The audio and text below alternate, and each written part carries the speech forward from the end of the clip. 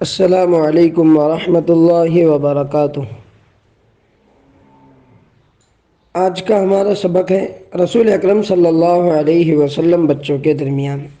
آپ صلی اللہ علیہ وسلم یوں تو انسانیت کے ہر طبقے سے محبت اور حسن سلوک کیا کرتے تھے، لیکن خاص طور پر بچوں کے ساتھ انتہائی پیار اور شفقت سے پیش آتے تھے۔ اپنی گوناگوں مصروفیات اور ان گنت ذمہ داریوں کے باوجود بچوں کے لیے وقت نکالا کرتے تھے۔ کبھی ان کے ساتھ کھیلتے ہوئے نظر آتے تو کبھی ان کی دلجوئی کرتے ہوئے دکھائی دیتے اور کبھی ان کی تربیت کرتے ہوئے دکھائی دیتے۔ اولاد و احفاد کے درمیان نبی رحمت صلی اللہ علیہ وسلم اپنی اولاد اور اولاد کی اولاد کے ساتھ بے انتہا محبت کیا کرتے تھے۔ اپنی اولاد میں حضرت فاطمہ رضی اللہ عنہا سے بہت والہانہ انداز سے پیش آتے تھے۔ جب حضرت فاطمہ رضی اللہ عنہا حاضر ہوتی تو آپ ان کے لیے کھڑے ہوتے، ان کا ہاتھ تھامتے، بوسہ دیتے، انہیں اپنی دائیں طرف بٹھاتے اور کبھی ان کے لیے اپنا کپڑا بچھا دیتے۔ حضرت ابراہیم رضی اللہ عنہ جو آپ صلی اللہ علیہ وسلم کے فرزند ہیں، جنہوں نے کم عمری میں وفات پائی تھی، ان کے ساتھ آپ کا اتنا گہرا تعلق تھا۔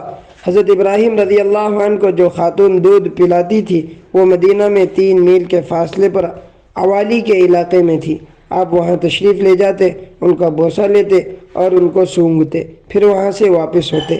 حضرت ابراہیم رضی اللہ عنہ کا جب انتقال ہوا تو آپ صلی اللہ علیہ وسلم نے ان کو مخاطب بناتے ہوئے فرمایا، اے ابراہیم، اگر موت برحق بات نہیں ہوتی، اللہ کا وعدہ سچا نہیں ہوتا اور ایک دن سب کو جمع کرنے والا نہیں ہوتا، عمر محدود نہیں ہوتی اور وقت مقررہ طے نہیں ہوتا، تو تمہاری جدائی پر مجھے اس سے بھی زیادہ غم ہوتا ہے۔ اے ابراہیم، ہم غم زدہ ہے، آنکھیں آنسو بہاتی ہے، دل غمگین ہے، لیکن ہم کوئی ایسی بات نہیں کہہ سکتے جو پروردگار کو ناراض کر دے۔ پھر حضرت ابراہیم رضی اللہ عنہ کی وفات کے بعد آپ نے لوگوں سے کہا، جب تک میں اسے دیکھ نہ لوں کفن میں نہ لپیٹنا۔